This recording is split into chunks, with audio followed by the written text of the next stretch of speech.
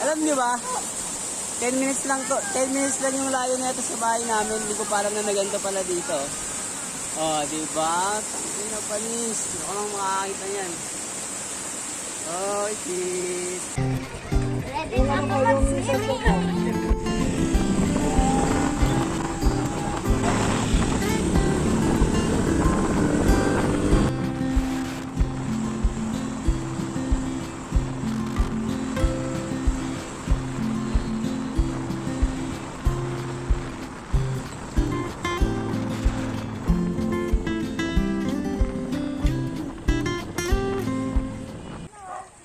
Si Bert. Si White yan ate. Si Whitey. Si White. Ayun, cellphone. Magad sina. Sa amin ganyan, tawag pangalan doon. Whitey!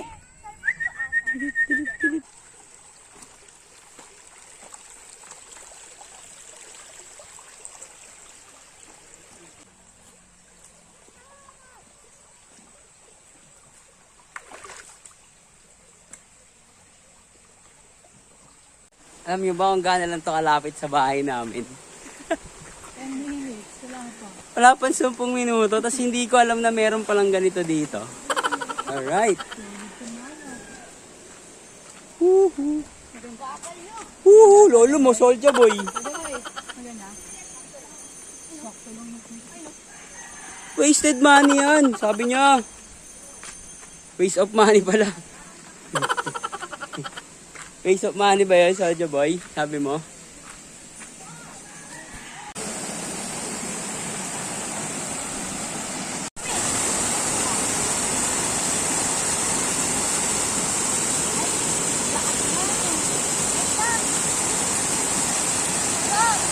Nakuha doon!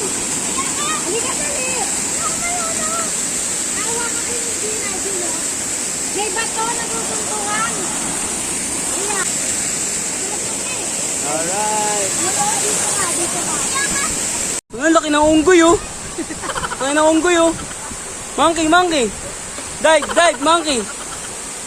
Monkey, dive. Si Nigel, sawan-sawa ngayon sa tubig. Kasi nagreklamo siya na nag-swimming kami, di ba?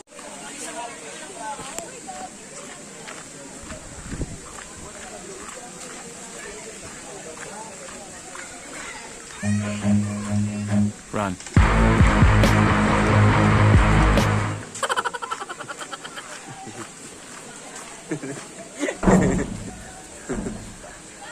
Nasa mali ka pala eh, mali.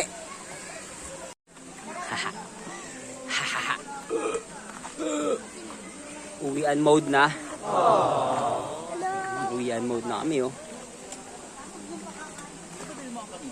Dito. You know, sulit na. 40 pesos na environmental fee. Tapos 300 yung ano, yung cottage. Hindi natalo. Para sa 10 minutes away na escapade. Oh. Mga dalapang kaldero. Oh. Mga dalapang kaldero. Oh.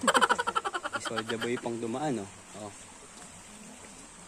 Si Chef Ricky dumaan, oh. Alright. Punta na kami sa motor. Kasi kami sa motor eh.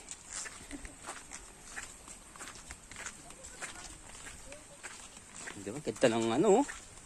Ganda ng araw. Tumatama sa mukha ako. Isang pogi ko pa. Alright. Kakatapos lang pala ng midterm ko. Sa isang subject. Meron pang hindi gagawa. Kung nga pala kinukwento yun. Wala lang. Bye-bye!